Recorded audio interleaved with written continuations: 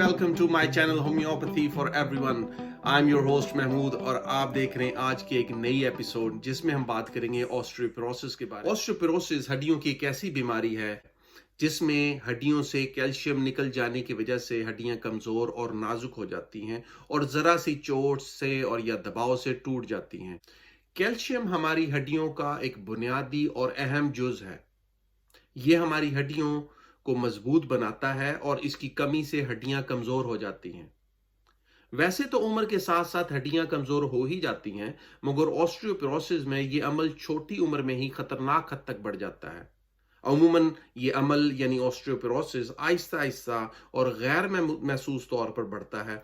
इसका अमूमन पता तब लगता है जब थोड़ी सी चोट से इंसान की हड्डी फ्रैक्चर हो जाए या टेस्ट करवाए जाए। ये मर्ज अमूमन किसी भी उम्र में हो सकता है, मगर ज्यादातर 40 साल की उम्र के बाद लोगों को ये लाहक होता है। अमूमन औरतें इस मर्ज में ज्यादा मुब्तला होती हैं, खास तौर पर मेनोपॉज या सन्यास जिसे कहते हैं के बाद ये मर्ज लाहक होता है। इसके अलावा उन औरतों में भी देखा जाता है जिनकी ओवरीज निकाल दी जाती हैं। इसके अलावा वो लोग जो स्टीरॉइड्स का इस्तेमाल ज़्यादा करते हैं या मुसलसल 3 माह से इस्तेमाल कर रहे हैं, उनमें भी कैल्शियम हड्डियों से निकल जाता है।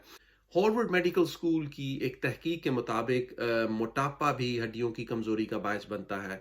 इसके अलावा मुख्तलिफ बीमारियां यानी थायराइड, पैराथायराइड, एड्रेनलिन और जिगर वगैरह के मरीजों में भी हड्डियां कमज़ोर हो जाती हैं।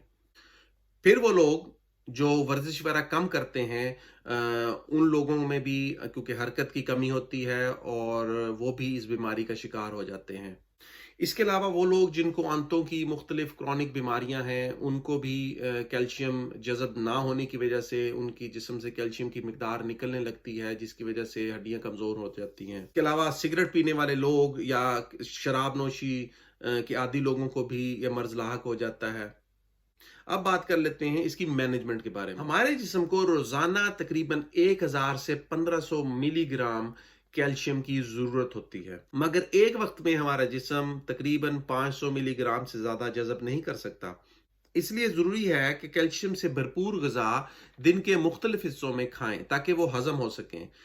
कैल्शियम सबसे ज्यादा दूध, दही, पनीर जिसे हम चीज भी बोलते हैं, सोयाबीन, सब्ज रंग की सब्जियां और मछली वगैरह में पाया जाता है। इसके अलावा विटामिन डी और मैग्नीशियम का इस्तेमाल भी हड्डियों के लिए बहुत फायदेमंद रहता है। विटामिन डी का सबसे अच्छा जरिया सूरज की रोशनी है। इसके अलावा डेयरी प्रोडक्ट में मछली वगैरह में पाया जाता है। अमूमन ठंडे इलाकों में रहने वाले लोगों में ज़्यादातर विटामिन डी की कमी देखी जाती है, इसलिए यूरोप में अमूमन डॉक्टर्स हर एक को विटामिन डी के सप्लीमेंट इस्तेमाल करने का मशवरा देते हैं। इसके अलावा मैग्नीशियम भी हड्डियों के लिए बहुत ज़रूरी है। हमारे जिस्म को रोजाना तकरीबन 270 से 300 मिलीग्राम के करीब मैग्नीशियम की जरूरत होती है। इसका सबसे बेहतर जरिया सब्ज रंग की सब्जियां, दूध, मछली और ये बादाम, अखरोट जो गिरीदार मेवा जात हैं उनमें पाया जाता है। ऑस्टियोपोरोसिस से बचने के लिए बहुत ज़रूरी है कि आप रोज़ाना एक्सरसाइज करें, कम से कम 30 मिनट रोज़ाना वर्जिश करें। वो पैदल चलने की सूरत में हो या योगा हो या साइकिलिंग हो या स्विमिंग हो या वेट लिफ्टिंग। ख़ास तौर पर वेट लिफ्टिंग हड्डियों की मजबूती में बहुत अहम किरदार अदा करती है। मगर अगर आपको कमर दर्द का मसला है या ऑस्टियोपोरोसिस शुरू हो चुका है तो किसी भी किस्म की एक्सरसाइज करने से पहले अपने डॉक्टर से या फिजियोथेरेपिस्ट से ज़रूर बात करें। एक बहुत ज़रूरी बात हमेशा याद रखें कि वर्जिश के बेहतर नताइज तभी हासिल होते हैं जब वर्जिश को रोजाना और मुस्तकिल किया जाए, क्योंकि बहुत से लोग कुछ दिन वर्जिश करके इसलिए वर्जिश तर्क कर देते हैं कि फायदा नजर नहीं आ रहा, हालांकि ये एक मुस्तकिल करने वाला अमल है। इसके अलावा नशे की आदत को तर्क करें, क्योंकि सिगरेट वगैरह पीना हड्डियों पर बुरा असर डालता है। अपनी खुराक में मियाना रवि इख्तियार करें, हर चीज़ को एक मुनासिब मिकदार में खाएं, ना ज़्यादा गोश्त इस्तेमाल करें, ना बहुत ज़्यादा सब्जियां खाएं। और अगर आपका वज़न बहुत ज़्यादा है तो उसको कम करने की कोशिश करें।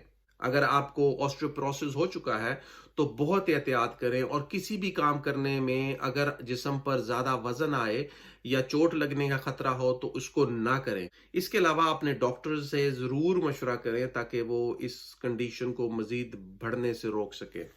ہومیوپیتھی طریقہ علاج میں بہت سی ایسی ریمیڈیز ہیں جو ہم آسٹریوپروسس میں استعمال کرتے ہیں، جن میں کیلکیریا فاس ہے، کیلکیریا فلور ہے، میگنیشیم فاس ہے، میگنیشیم فلور ہے۔ اس کے علاوہ بے شمار دوائیاں ہیں جو ہم عموماً آسٹریوپروسس میں استعمال کرتے ہیں، مگر عموماً میں نے دیکھا ہے کہ اگر پیریوڈک ٹیبل کی بات کر لی جائے تو اس میں پوٹاشیم، میگنیشیم، سلیشیا، ایلومینم، فاسفورس، اس کے علاوہ کاربن، یہ وہ ایلیمنٹ ہیں جو عموماً آسٹریوپروسس کے مریضوں میں زیادہ استعمال ہوتے ہیں۔ اس کے علاوہ میں نے برڈ کنگڈم میں فیلکن کو اور ایگل کو بہت فائدہ مند پایا ہے آسٹریوپروسس کے کیسز میں۔ سارکوڈز میں کورٹیسون ہے اور تھائرائڈ ہے، یہ دو دوائیاں ایسی ہیں جو میں نے آسٹریوپروسس میں کافی فائدہ مند پائی ہیں۔ اس کے علاوہ پلانٹ کنگڈم میں نے ڈائسپوریا کاکی کو بہت فائدہ مند پایا ہے، خاص طور پر ان مریضوں میں جن کا آسٹریوپروسس اسٹیرائڈز کے زیادہ استعمال کی وجہ سے ٹریگر کیا ہو۔ جی تو ویورز، یہ تھی آج کی ویڈیو، امید ہے کہ آپ کو پسند آئی ہوگی۔ اپنے کومنٹس، اپنے کوشچنز مجھے سینڈ کرنا نہ بھولیے گا۔ سی یو نیکسٹ ٹائم، بائے۔